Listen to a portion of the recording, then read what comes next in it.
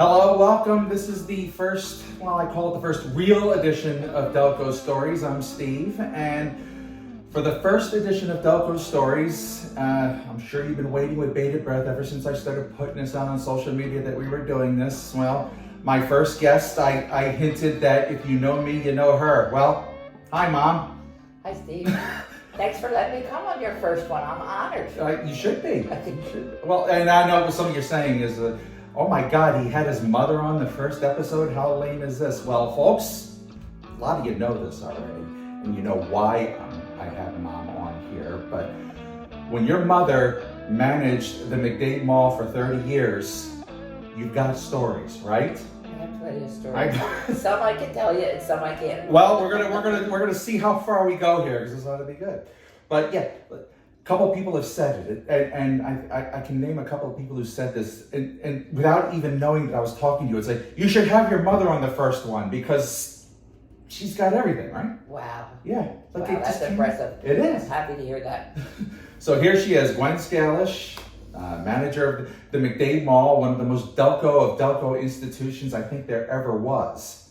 That's true. We were the first mall, as we know it today, mall to be in Delaware County. There was, of course, the bazaar, but that was sort of like a weekend thing and different spots. But we were really the first mall. We had 40 stores as we started. And you were before Springfield?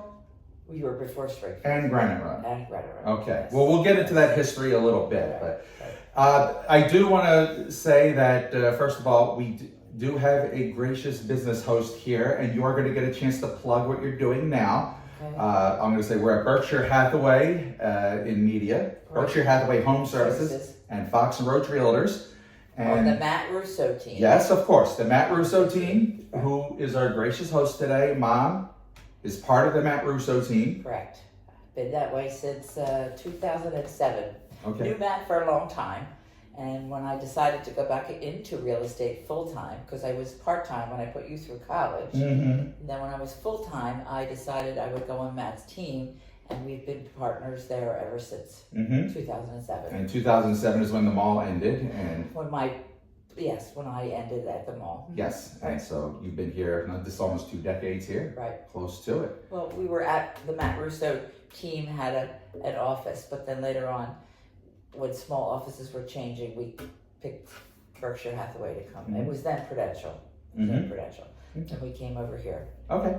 So plug yourself. And I've been doing real estate off and on. I did it while you went to college. All right. That helped me. I had a very good office manager, Pat Yoakum, and she helped me take care of some of the business that I would have to do during the day or take off.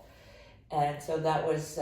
it was a growing thing. It started with a friend, Marguerite Enderle. We were going together to get our license. We thought we would branch out. And then later on, she took a back seat, and I'm still here. I took a little hiatus in between because my job changed and I was much busier, but I always kept my license in referral and always kept my hands in the business.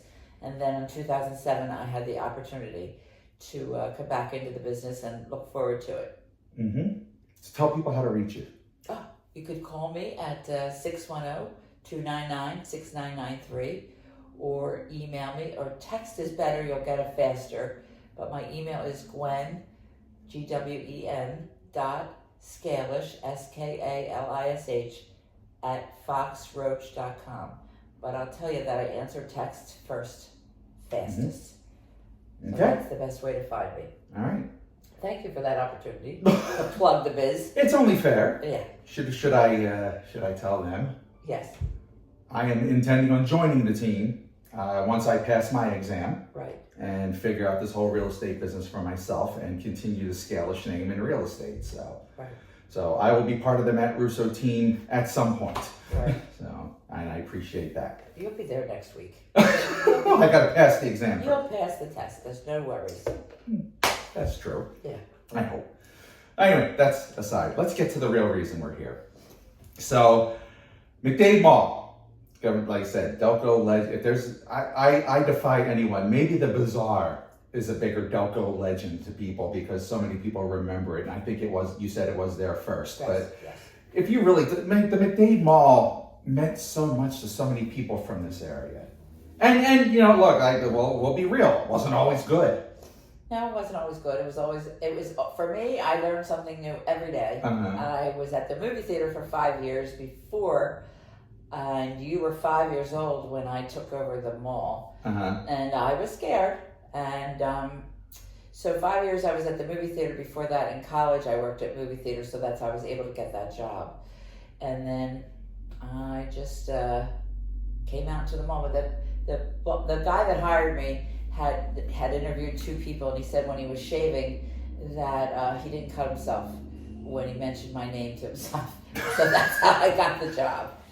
And well, how many people did he interview? You said he had 2 others. Narrowed down to 2 others. Okay. And I was good friends with the mall manager at that time, and she. That was Faye, right? That was Faye. Yes. And I was on the board of directors, so I knew a little bit about what was happening in the mall, and I knew, and just working there for 5 years in the movie theater, you know. So you never told me that the reason you got hired is because he shaved and didn't cut himself. That's right. Okay. Isn't that a nice? Do I know that? Who was the guy? Was that? Yeah, no. I don't know him. It's past now. Okay. Right. Oh, okay. So I can say the year that was 1977. Correct. All right. Right after the fire that was in Kmart. Oh, Woolco. Right after the fire. Okay, I barely remember the fire. I remember a lot to do around that, but it was after the fire. So after the fire. You had to deal with it kind of being on the side because that's where Eric Theater was. Right. And Woolco was right there. And the part of Woolco, where was the fire? Was it toward the back? It was in the mattress section. Somebody lit a fire and it was in the mattress section. Somebody lit it? They believed that somebody lit it. So somebody walked in and just... Right. Just did they ever get the person? I don't think so. They got away with it? I think so. Oh boy. And how big was the fire? Like that was... Well, it shut them down. It didn't shut it shut the mall down for that night, but it didn't shut it down for that, because I was still at the movie theater, so I didn't have anything to do with it, but I know the water was just flowing, and they hadn't made the movie theater larger. They hadn't twinned it or quadrupled it. Of course, that came in the Kmart years, but just before Kmart came, but yeah, there was just flooded all over the place. I remember all the employees walking around with boots and cleaning up themselves. So they had the staff, they had the employees, so they didn't miss any time, but they would come in and clean and walk around in boots and things like that. That was right before you started, so you missed. Well, I mean, you dealt with it, but not as the direct mall manager. Right. But there, I'm sure there were things afterwards, and eventually Woolco left the mall. Right, Woolco left the mall, and then I think it was really 6 months later than Kmart. I think. Was it that soon? Was it 78 that Kmart came? Well, you're telling me you're testing my memory. Well, that's hard. I don't know the dates. But I know that it was quite some time that we showed it. Then they had to do the remodeling and the closing down and then the reopening.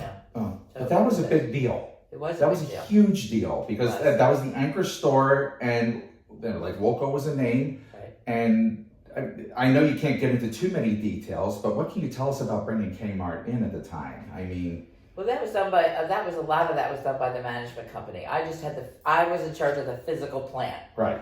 And of course, Kmart had their own construction company and so forth. So I was just, if there was something wrong outside the perimeter, I didn't get involved in the construction on the inside. Mm-hmm. I was mostly around the outside. So if they pulled trailers in, I had to make sure they were safe and that kind of stuff. Mm-hmm. Trash was a big deal. It was operational. Mostly stuff. operational stuff. Which was important, Right. obviously, Right. That was in line.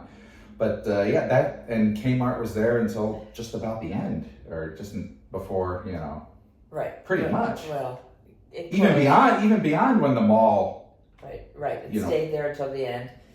They tried to close their doors to the thing, but when the movie theater left, they, at least the people that were inline stores, who became my friends, by the way, all of the shop owners, because they're all mom and pops. That was the wonderful thing.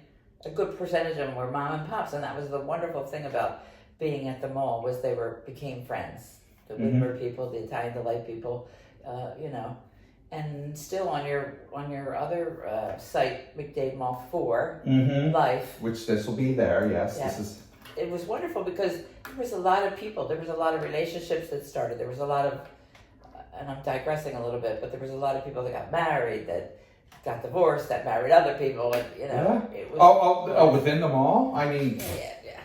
it's like a Real Housewives of Delco episode sometimes. I think. There's a lot of people there that met their husbands and wives. I know in my movie theater there was 4 people that met there at the movie theater and got married eventually, and it was a wonderful thing. And down further in the mall, Jim Carney and his wife met there, Mm-hmm. and so a lot of people met there and got married later on in life.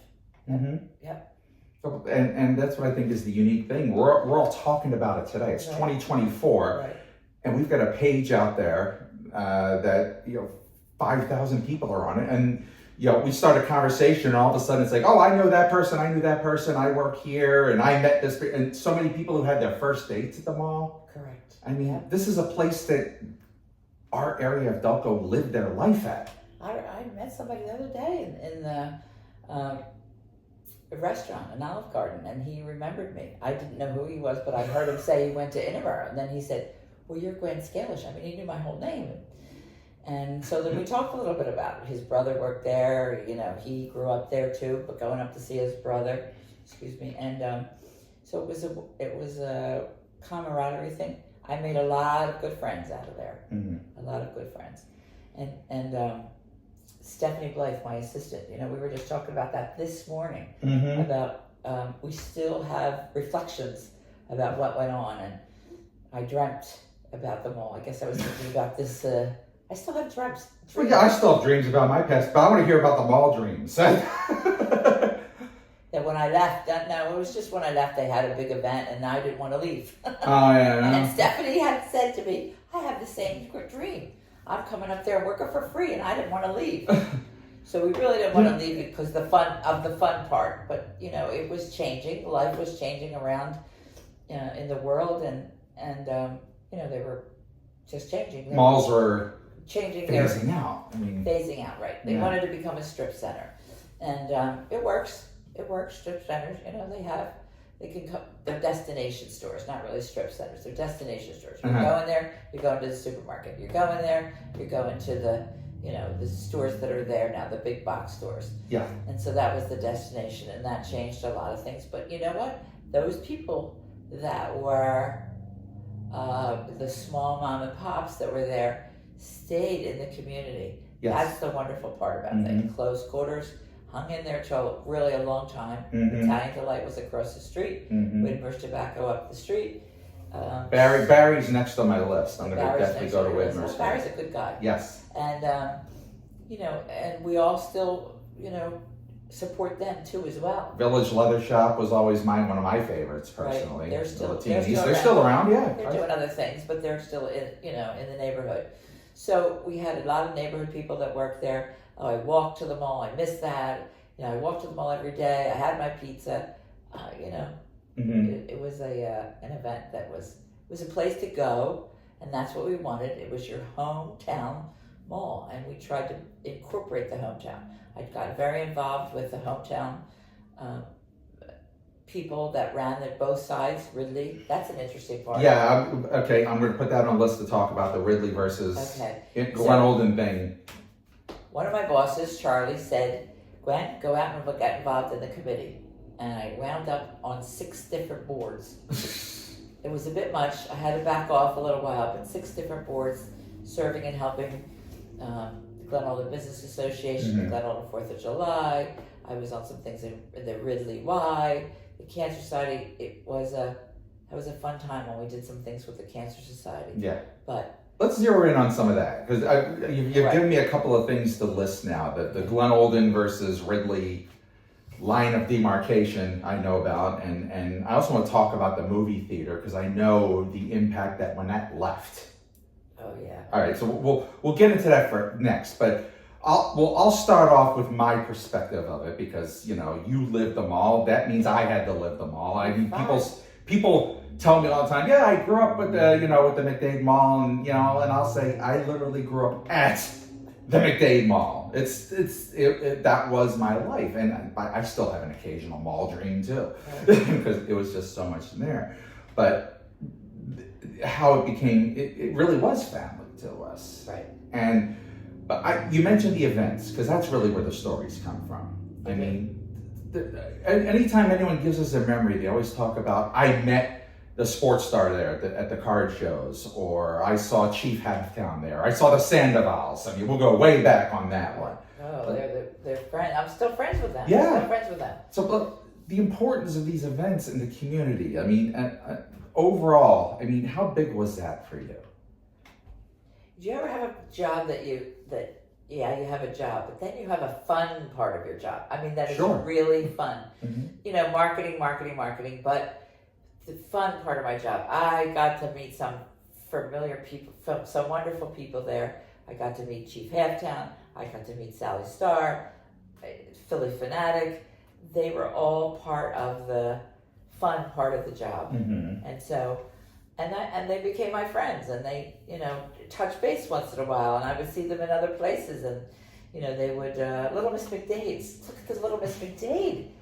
You're still in touch with some of the ones who won, right? Yeah. And I went to one concert in Ridley Township, and there was Courtney singing on stage, and I went specifically to see her, and she almost stopped her song and came running down to hug me. And so yes, I am in touch with a lot of Little Miss McDade's. Yeah. Barry Harris is doing very well in the music industry, and Who's Barry Harris? he was Little Mr. McDade. Oh, okay. In 1 year, and he's in the music industry, and he's worked a lot with a few musicians, and he has his own band, and he's doing very well. Mm-hmm. So there was a lot of people that branched out Mm-hmm. in the music world, but then there's a guy that was Little Mr. McDade that has his own business in Delco. He, if your car breaks down, he comes and fixes it right at the door. Okay. So, he's with AAA, but he also has his own business on the side, and he started it in a truck, and I couldn't believe my car broke down. I called AAA, and he pulls up. And I don't know him because they're 8 years old, now they're 22. Yeah. And there he was, going to change my tire. Yeah, it's like when I tell people about you, it's like I'm convinced that everyone knows her south of Baltimore Pike. Pretty much, on some level. I ran into somebody in Lankenau that recognized me and said, well, I know you from somewhere. So then first I start with real estate. Well, I didn't sell your house. Do you want to buy? And then it's usually, did you ever look in the newspaper and see a picture? Mall talk. Mm-hmm. We had a management company that said, you got to get out there in the public when, and then we wrote articles telling about monthly articles, what was happening at the mall. And Lou Lax from Town Talk started it off for us, and then we got it into the Daily Times, and it just blossomed from there. Right. Mm-hmm. So, of all the events, was there one that was a particular favorite that you got to? Phillie Phanatic. Phillie Phanatic, okay. Phillie Phanatic brought Santa Claus, and we started it. I don't know. I think we started it right after I got there. It was young. Well, Phillie Phanatic started in 1978, and you had him when I was young, so it had to be like 80, 81. I don't know if you had him the first year or not. But no, I didn't have him the first year because he was untouchable. Uh-huh. So I did have him. I bet you it was 85 on. Every Christmas of Santa arrival, he rode on one of the fire trucks. Mm-hmm. So he rode either and we alternated every year. So he would go to the Glen Olden fire station, get on the truck, see the kids there. And the next year he would go to the homeless fire company, and they would escort him in. So it was kind of like a parade with the fire trucks, and they all just came, and then he sat on top of there and he waved to people, and Santa was there, so he was escorting Santa in. Then he came into the packed mall. It was always packed every time. Yeah. Packed outside, packed along the corridor, packed on the streets as you came down. So, now you got to talk to the Phanatic in the back, I'm sure, at some point. Several. We had different ones. You had Dave Raymond a few times. You actually had Dave, the original. Yeah. We had the original. Then they would send the substitutes, the people and the substitute for a while was Tom Burgoyne, who is now the main guy. Right. So you had Tom at one point, but there's a couple other backups, I know. There was the guy with the red hair. I forget his name. Okay. And so they would, they'd have to take a break, so we'd have to get them back to the office, and the security guards would guard them because, everybody wanted to hug him, and he would hug them. He would tell the security guards to move out of the way. The only worst time was when something happened and something fell through the cracks and the Phillie Phanatic didn't come. What year was that? I don't remember the year, but it was What did you have to do? Everybody was understanding. You know, we had a flow, and then he didn't come, but he made good for it. He came back again at another time, and he made good for it, and he had just as huge as crowd, and we worked the Phanatic around. So are you panicking inside, going, "Oh my God, they're going to come after me because the Phanatic didn't show up"? I was. And then I had to go out on the stage. You had to tell them. Yeah, well, you know what? I gave up college at one point because of public speaking. I had to go out there and tell them that the Phanatic had a little mishap and he wasn't going to be there that night. But he assured us that he's going to come back another night and that we would know, everybody there would know that he was going to be there. So that a Phanatic, at that point we hadn't even made contact, but a Phanatic apologized, and he will be here, and we'll find out that date and we'll announce it. And that's what I had to do. And people were like coming up saying, "Oh, don't worry about it. We'll come back again." And they weren't like nasty or mad or anything. And we had great customers. They didn't give me a hard time. Well, they knew you. And I think that's the thing. You had built up this goodwill with them that if Gwen says it, it's okay. If some random person had gotten up there, they might have came after them. Right. But there was another time when we had a fiasco, and that was when the Power Rangers. Okay, I wanted the Power Rangers. The Power Rangers were supposed to do that. We advertised it, so forth and so on. This group put together Power Rangers, and they were going to come and appear, whatever their names are. And the company that has the Power Rangers on TV and has the rights to them stopped us and threatened lawsuits. And we had to talk to our attorneys and whatever. It wasn't me that booked them. It was me that booked them, but I had to be the one to tell them the Power Rangers could not appear. And there was a lot of upset children.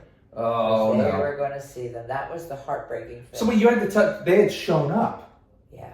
So you found out that day, or? Yes, we couldn't let them go out. Like right before they went out? So they were there dressed up? They weren't right before we found out. We found out like 3 hours before.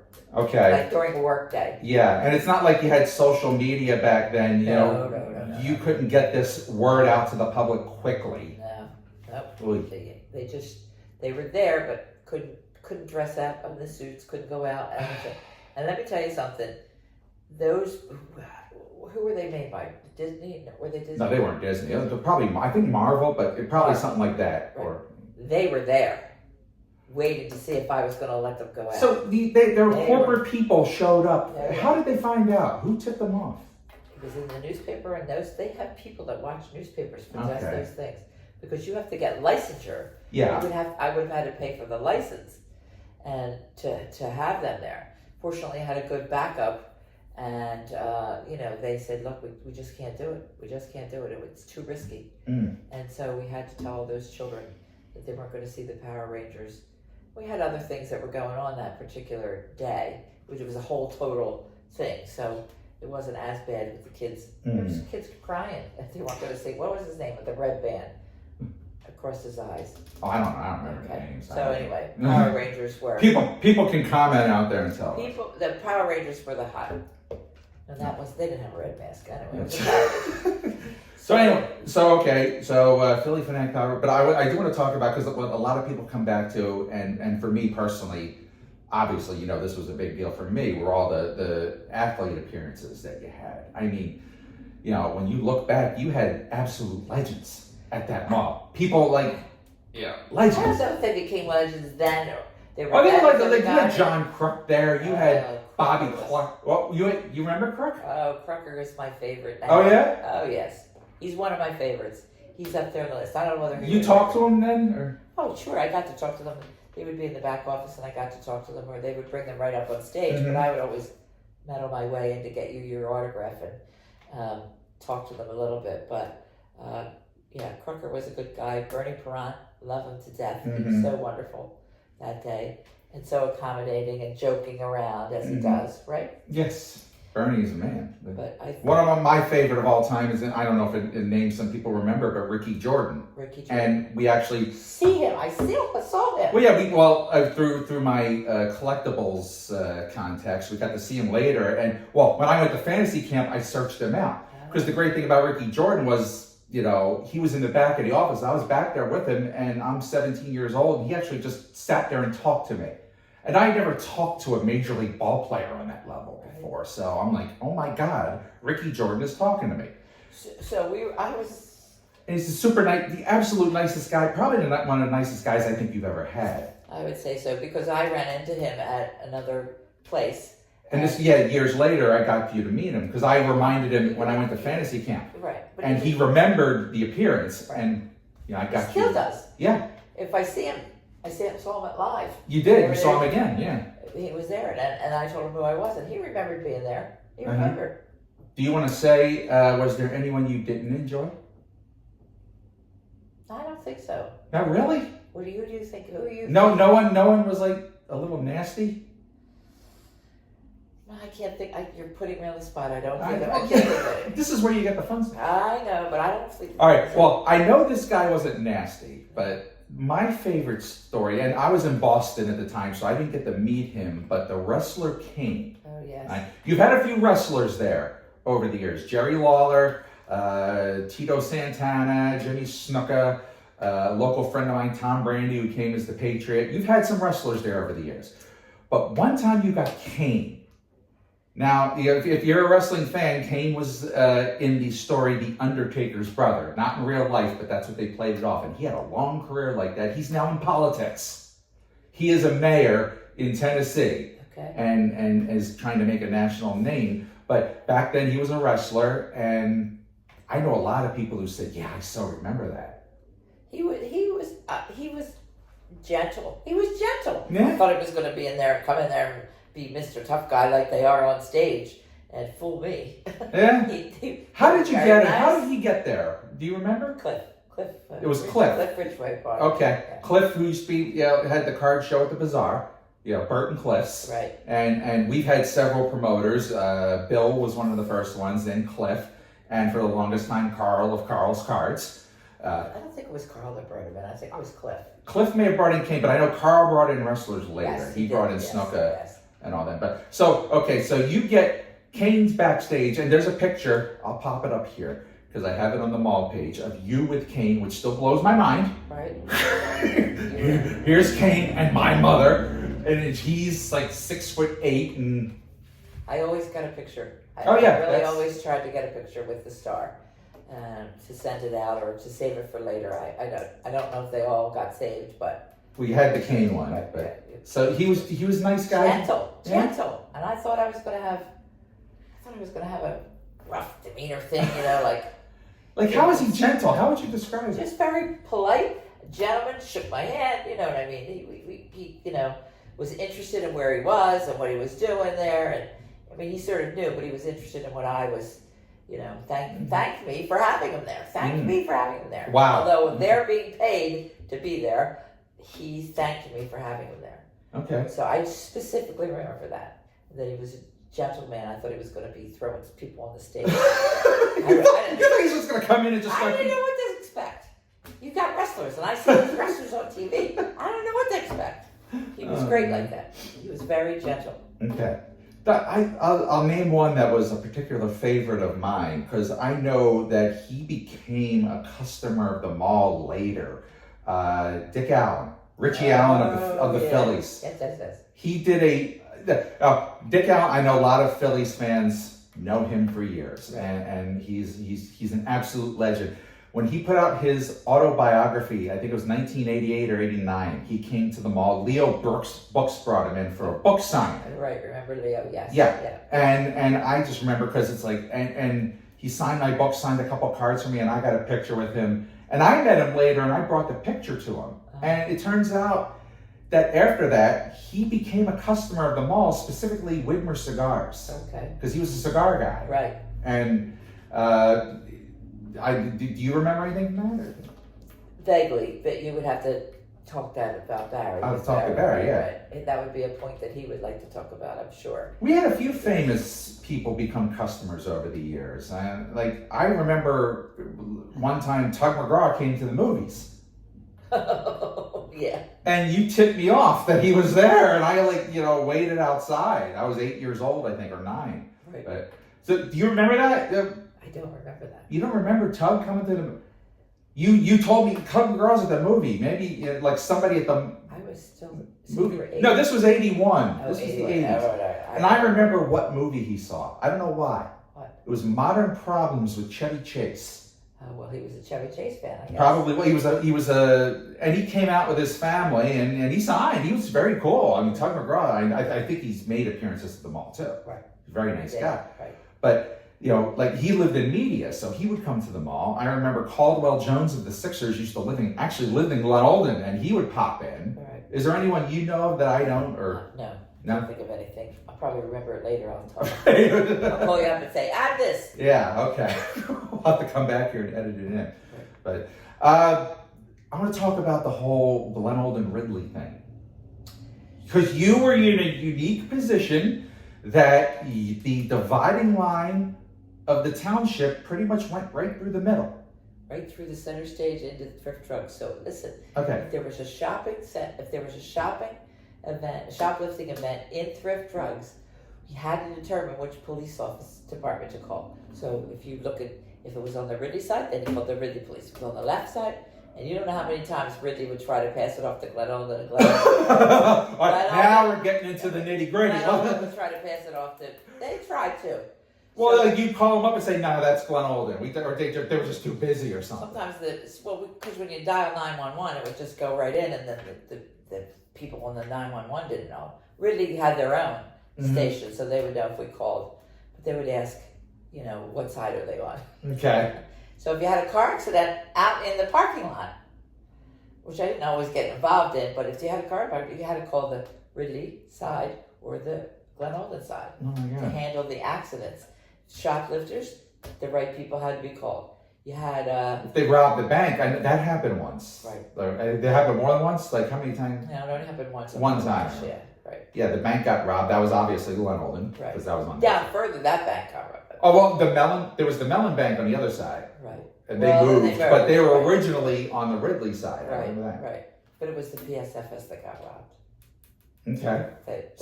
But I remember one later when it was Mellon Bank in the 2000s got robbed one time. They all blur together, don't they? Yeah.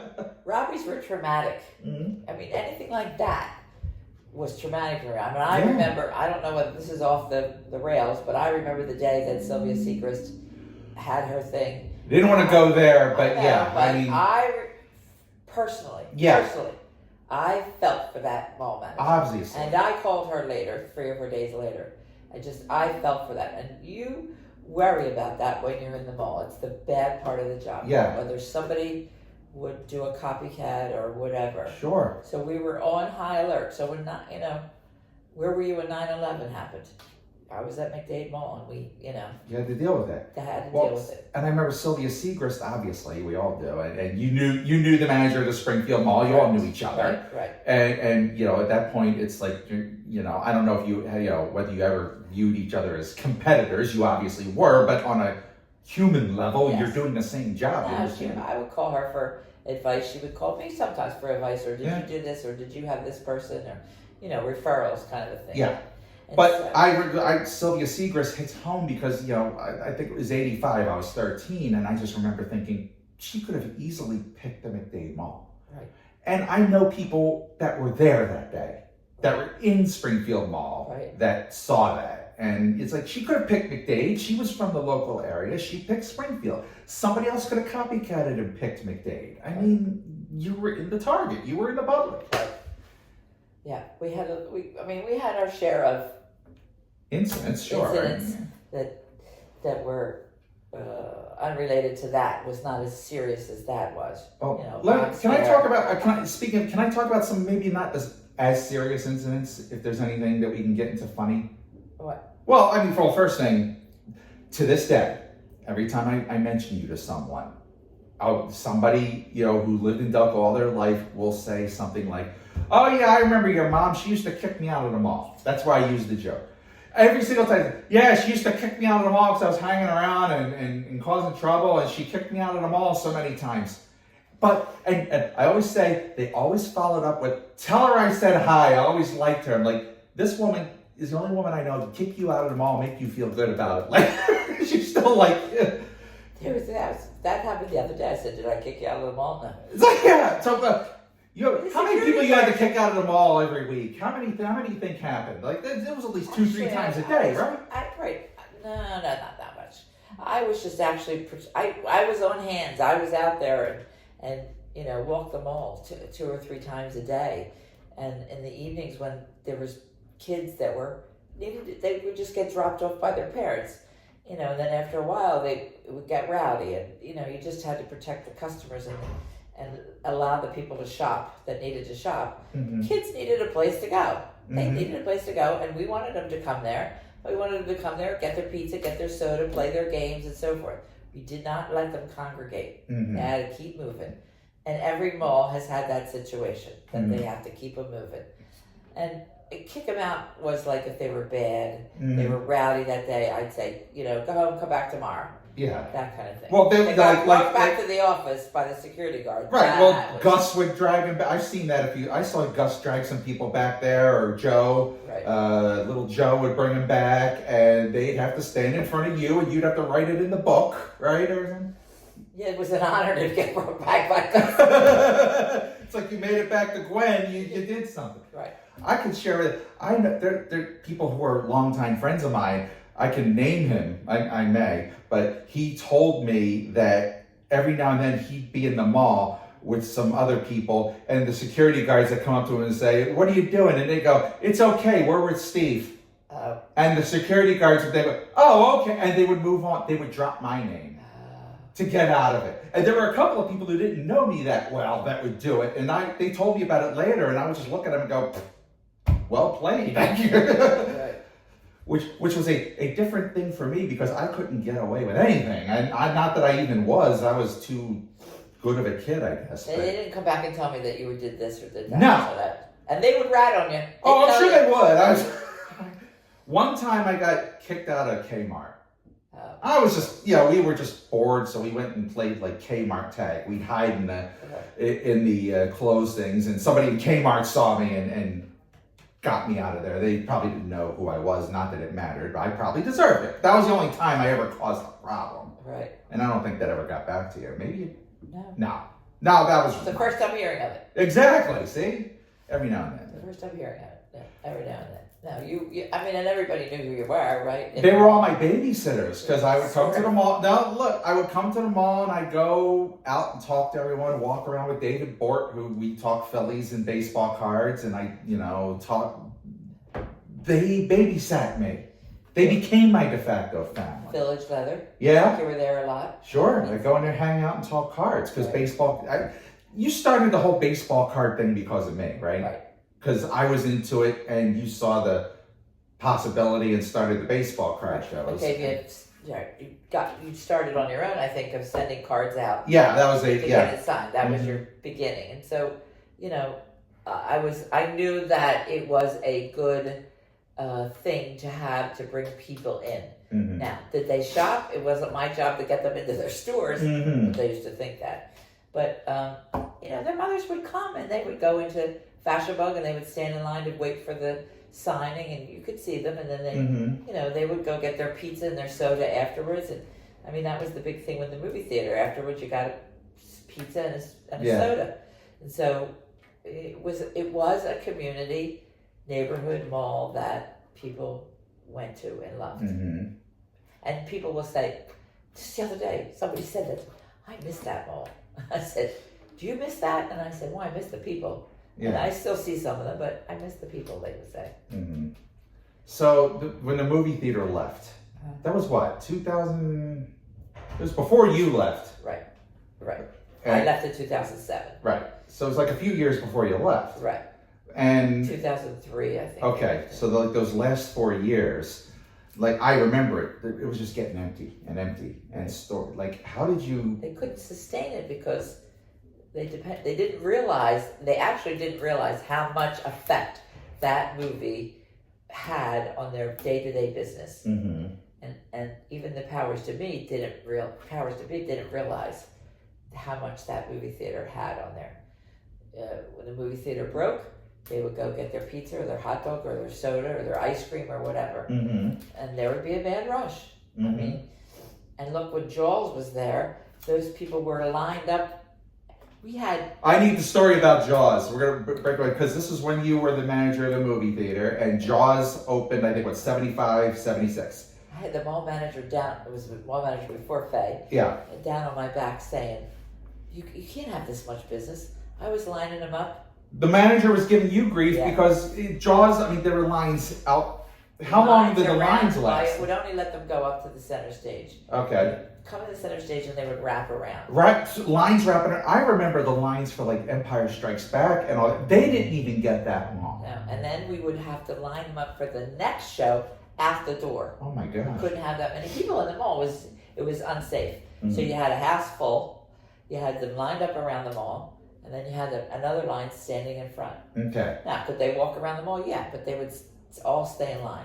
And the people that were near the ice cream store would buy ice cream. But they were complaining they were blocking the door, so I'd have to send the ushers out, make sure they move away so that regular shoppers coming out of... It was a lot of understanding. And then when I got punched in the mouth, that was... I need this story. All right, the fight you got into over Jaws. How did it start? What happened? Victoria. Huh? That was her name, Victoria. Victoria, we have a name, okay. She was...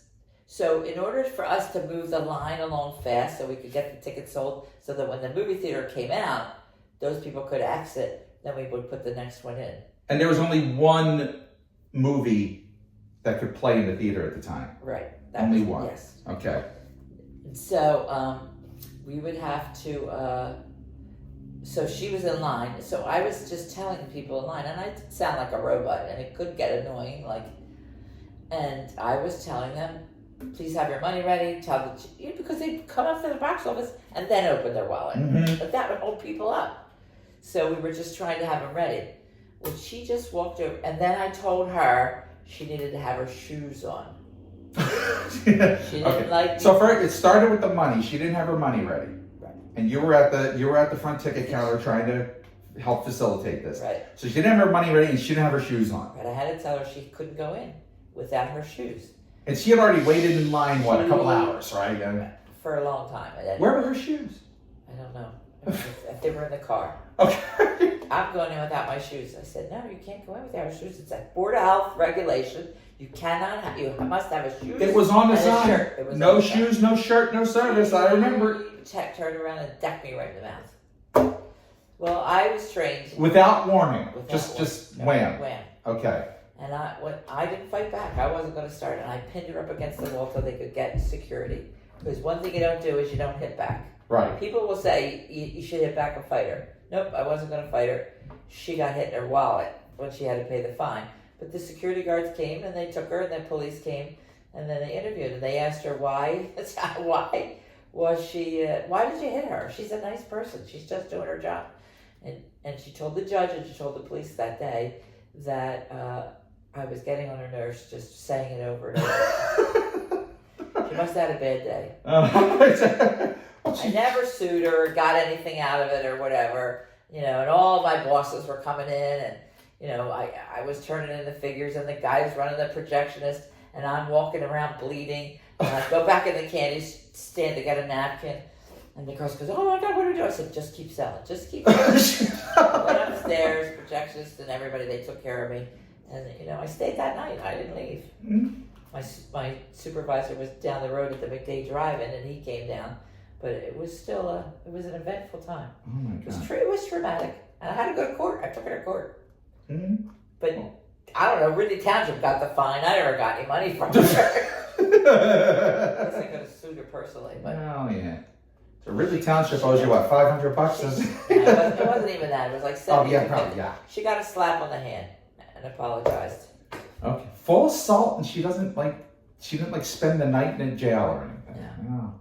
But she appeared in the court, so she was... How long did you have to hold her until security showed up? Oh, the guys ran for security. They were right there probably right because there. of that. Yeah. Right. Charlie and Danny, and they were right there. Charlie Harris said, gave her the talking to. Why would you hit her? I just realized we've been talking 45 minutes. My light went off because I think my power ran out, but my phone is still on. So I didn't get to talk about Chief Halftown or Sally Star or Bertie the Bunyip. Talk about them now. Well, like I said, Chief Halftown became a good friend. He did. First we got him and he did the talent show. And I think he helped with Little Miss Mac Dade. Mm-hmm. Captain Noah Yeah. one year. And Larry Ferrari, all the Channel 6 legends. Yep, Sally Star, Bertie the Bunyip. Chief. Talk about Chief. Chief was a wonderful guy. Yeah. He was a wonderful guy. And he really loved children. Yeah. And I love them. You're right. And he wanted to promote them and help them get, and I'm sure that he had a lot of stars, but they would come in and audition. He called it the audition, and then they would go on his show because he recorded a show. And the bowling company, Brunswick Bowling, sponsored a lot of his. He loved bowling. I know yes, that. He did. He had bowling leagues and so forth. But Chief was, he did an event, and then he would come back and do. I think I still have his pin because he said, "Say no to drugs, say yes to bowling." That's With right. Chief, it's like a weird thing, but it was cool. He was an avid bowler. He was Yes, he was. avid bowler, and he started a lot of children's teams in the different bowling alleys. And he had people come onto his show and perform, and they probably some of them got some starts there. All right, but sure. Now let me try to close it out with some of this because I know after you left, and this is the part maybe you don't talk about a lot, but I know how everyone who was involved, who worked under you, were family. Right. I mean, I think about how long you stayed in touch with people like John Henry. Took care of John Henry. Yeah, because John needed your help and you helped him for years. Yeah. And there's so many others. I mean, we stayed in touch with Joe Coella for a long time. There the day he died. Yeah, and David Bort. David Bort. They called me. The Borts are our family because of we're because of Dave and Diane. Right. And I remember David Bort died there. Right. Had a heart attack and but. Beside all that, talk about what that all meant to you. I still see Joe Lee. He sweeps the parking lot. He takes care of the place. He still works there, and he's the one that keeps me up. And there was Joe Flood. And there was John, who rode wheelchair John. We called him. And the people. Every time people talk about them all, they always talk about the people that were there. Pepper always comes up. Yeah. What did it mean to you to be a part of all these people's families afterward? Like I said, you helped Joe Lee get work occasionally at times afterward, and right. It's like, what did that mean to you personally? Well, they were like my kids, or my brothers and sisters, or that's how how Joe Coella got hired. How? His birthday is the same as mine. That's how it happened? And that's how Stephanie Blythe, my assistant, got hired. I know Stephanie. Her birthday is the same as mine. So wait, he came in for the interview, you saw the same birthday and said you're hired? That's how Joe Lee got hired. Well, you got hired because of this shave and then they got it's like these. You have 5 people in front of you. Maybe they're equally as good. Maybe they weren't. But that's how I hired Stephanie. That's how I hired Joe Lee. He was the 20th. And that's how, because their birthday, because I like my birthday, and so I like to celebrate. You know that. I like to celebrate my birthday. And we always celebrate birthdays, and so that made it special that we're all, Joe Lee still calls me on my birthday, every year, and I call him the next day. So we did all become family. We did. From the Santa Clauses, I still see some of them. Joe Connolly was a Santa Claus. Joe Connolly was? Yeah.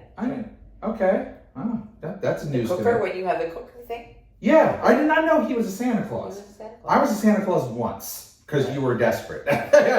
You needed someone. Right. But no, Mr. Bender, of course. Pat Bender, the longest time. Right. He was your scout leader. Yes. And your coach.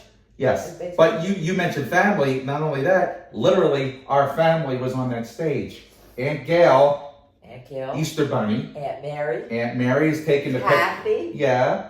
No, Aunt Mary was the Easter Bunny. She was the Easter Bunny, didn't she? No, Mary Clark took the pictures. Mary Clark took the pictures for years and years. And I'm going to get Barry on this one. My favorite story is my mom, your mother, my grandmother wrapped presents every year for Christmas. And I swear to God, every year on December 24th, Barry Widmer would come out with his stack of presents at like 4 p.m.